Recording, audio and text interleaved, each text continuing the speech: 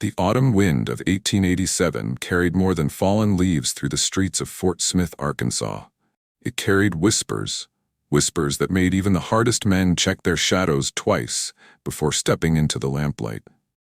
Judge Isaac Parker's courthouse stood like a fortress against the gathering dusk, its windows glowing amber in the October twilight.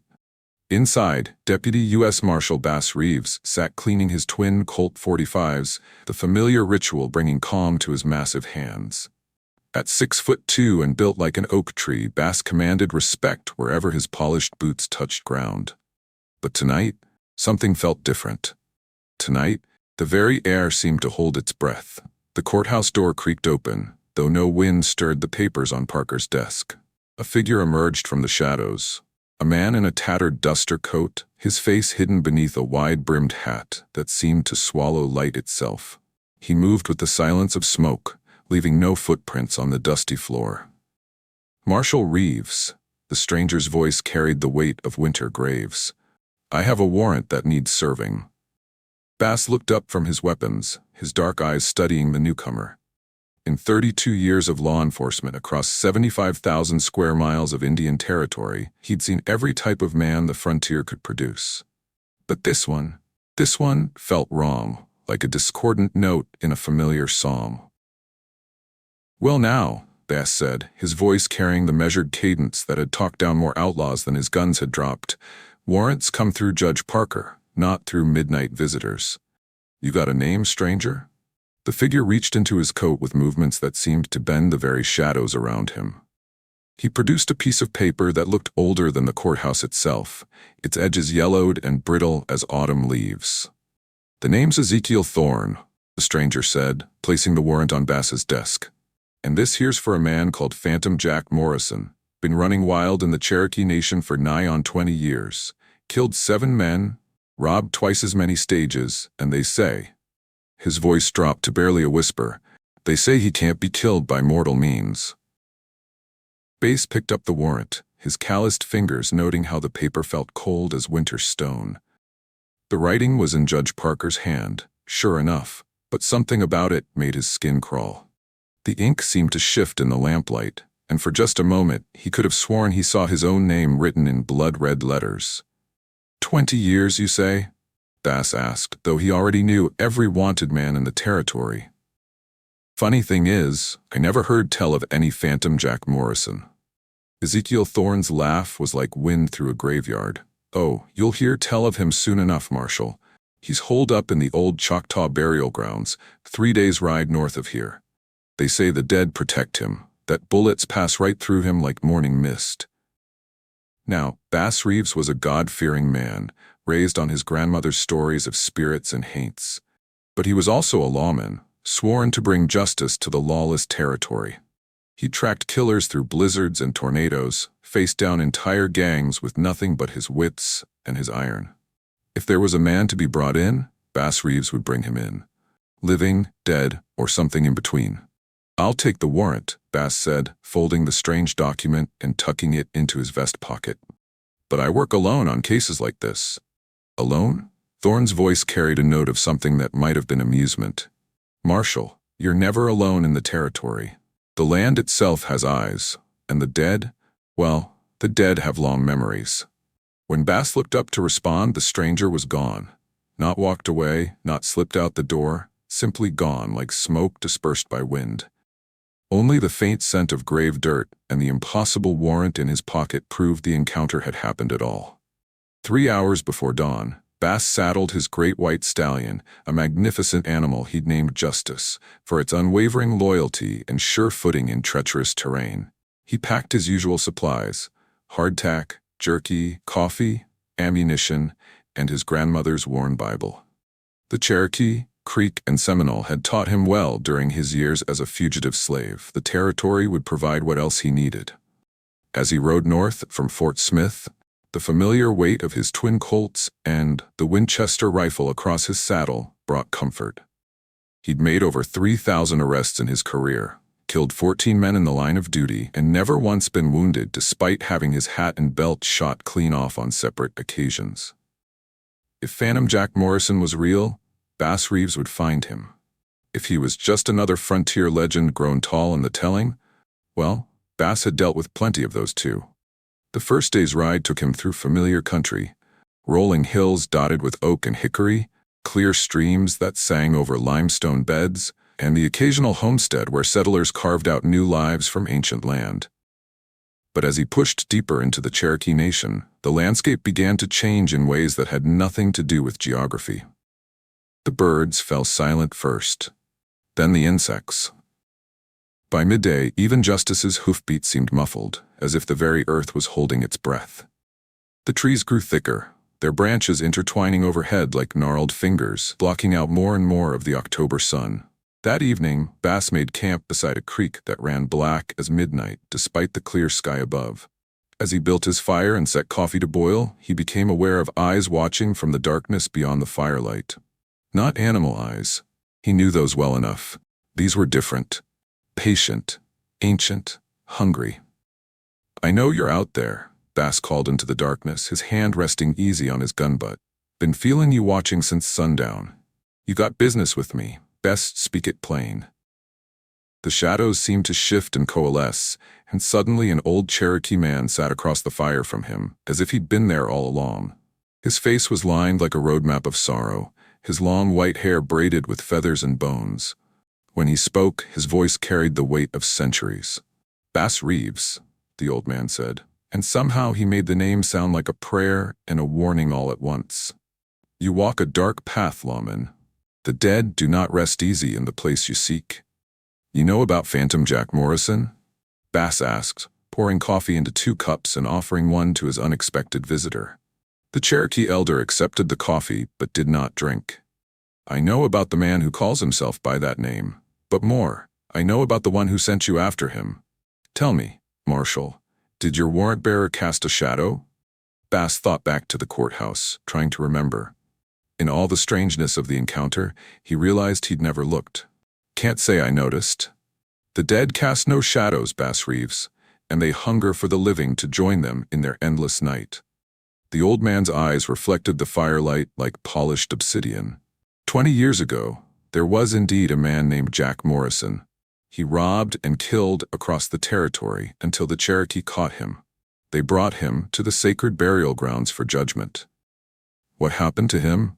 He was executed according to the old ways, buried in the sacred ground with the proper ceremonies. But something went wrong. The spirits rejected him, cast him out.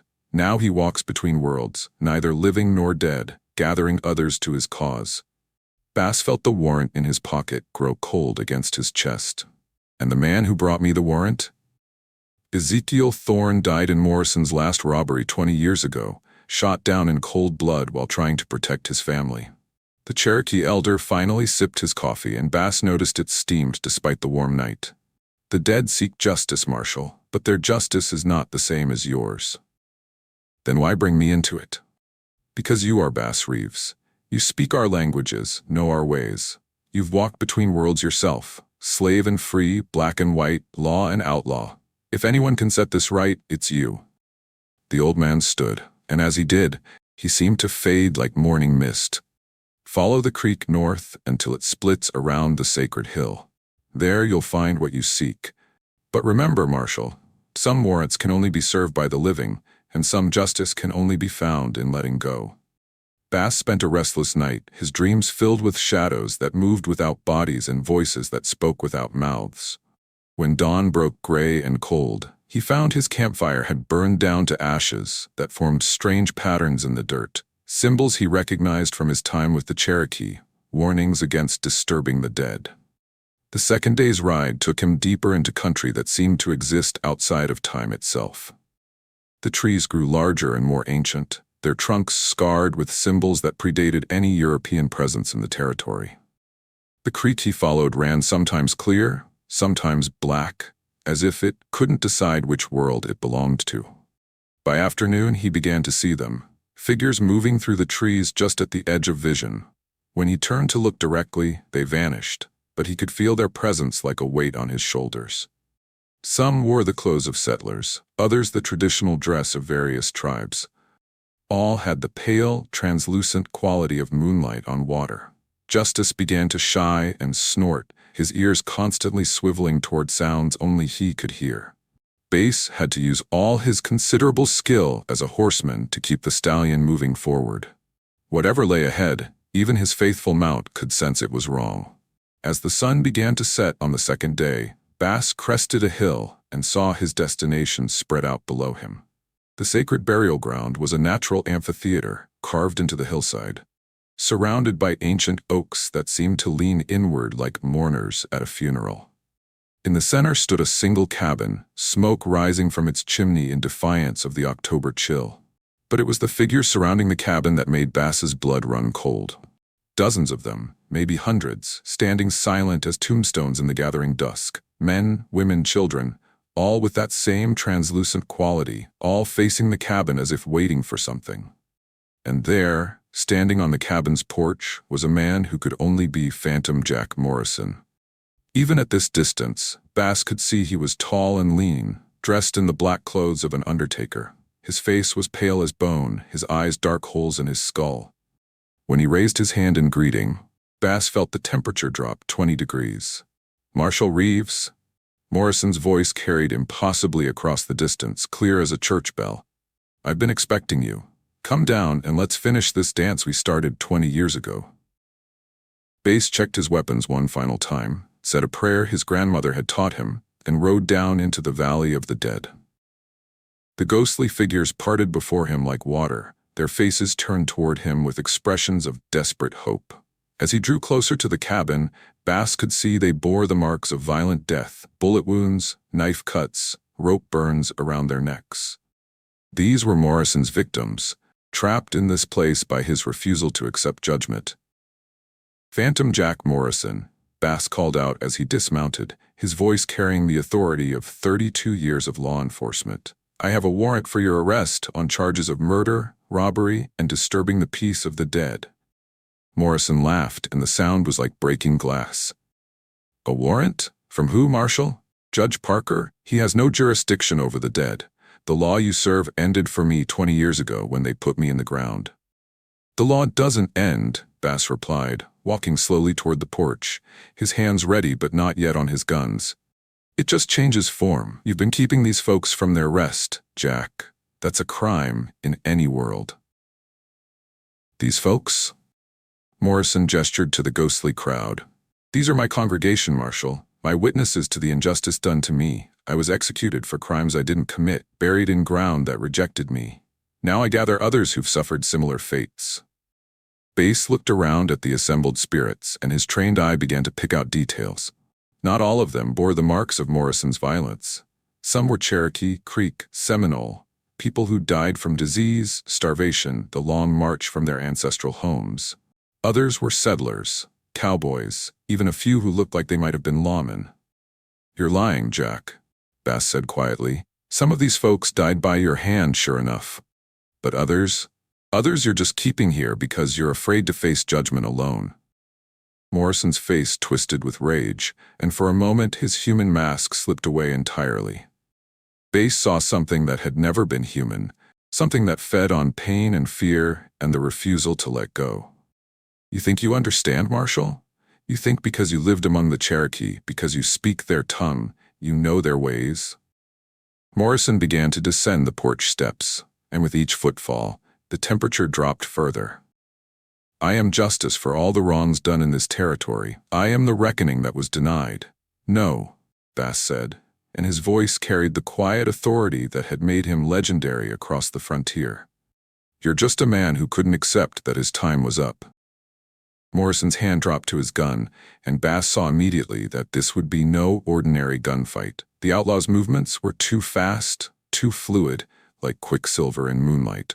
But Bass Reeves had faced down the fastest guns in the territory, and he'd learned long ago that speed without purpose was just showing off. The two men drew simultaneously, their guns clearing leather in movements too quick for mortal eyes to follow. But as Morrison's bullets passed harmlessly through Bass's body, the Marshal's shots struck home with the solid impact of justice long delayed. Morrison staggered, looking down at the spreading stains on his shirt with something like surprise. "How? I'm already dead. Bullets can't." "These aren't ordinary bullets, Jack," Bass said. smoke still rising from his Colts. They're cast from silver taken from the Cherokee sacred places, blessed by medicine men and Christian preachers alike. They carry the weight of justice denied, the power of truth spoken in darkness. As Morrison fell to his knees, the ghostly crowd began to stir. One by one, they started to fade, their faces showing peace for the first time in decades. The Cherokee elder from Bass's campfire appeared beside the dying outlaw, his expression sad but resolute. "It is time, Jack Morrison," the old man said gently. "Time to face what you've done, time to accept judgment, time to let these souls find their rest." Morrison looked up at Bass, and for a moment his face showed the frightened young man he'd been before fear and anger had twisted him into something monstrous.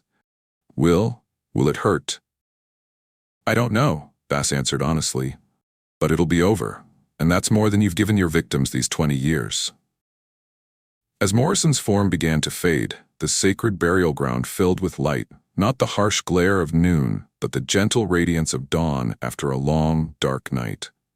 The trapped spirits rose like morning mist, their faces showing gratitude as they finally found their way to whatever lay beyond. When the light faded, Bass found himself alone in the burial ground. The cabin was gone, the oppressive atmosphere lifted. Even justice seemed calmer, no longer shying at shadows that were no longer there. Bass holstered his guns and walked to where Morrison had fallen. There, half buried in the earth, he found a simple wooden cross marking a grave that had been disturbed 20 years ago. He spent the rest of the night setting it right, using skills learned from Cherokee friends to perform the proper ceremonies for laying the restless dead to rest. As dawn broke over the sacred ground, Bass felt a presence beside him. He turned to find Ezekiel Thorne, but this time the man cast a proper shadow and his eyes held peace instead of hunger. "Thank you, Marshal," Thorne said simply. "My family and I can rest now." "What about the warrant?" Bass asked, pulling the strange document from his pocket. In the morning light, it looked like nothing more than an old piece of paper, the writing faded beyond reading. "Some warrants serve themselves," Thorne replied, and then he too faded into the morning light, leaving Bass alone with his horse and the memory of justice served in the space between worlds. Bass Reeves rode back to Fort Smith with a story he would never tell in full, though pieces of it would emerge over the years in the tales told around campfires and in frontier saloons. When Judge Parker asked about the warrant, Bass simply said it had been served and the case was closed. But sometimes, on quiet nights when the wind carried whispers through the courthouse, Bass would touch the place where the phantom warrant had rested against his heart and remember the lesson learned in the sacred burial ground. That justice, like truth, exists in all worlds, and sometimes it takes a living man to serve a warrant on the dead. The Cherokee still tell stories of the night Bass Reeves faced down the phantom of the burial ground. They say that on certain October evenings, when the veil between worlds grows thin, you can still see him riding his great white stallion through the territory, carrying justice to places where ordinary law cannot reach. And in Fort Smith, they say that Judge Parker's courthouse is never truly empty, that the ghost of Bass Reeves still walks its halls, ensuring that justice, true justice, is never denied, whether the accused be living or dead. For in the end, that's what made Bass Reeves legendary. Not just his skill with a gun or his success at bringing in outlaws, but his understanding that justice belongs to all worlds, and that sometimes the most important warrants are the ones that can only be served by a man brave enough to walk between the land of the living and the realm of the dead.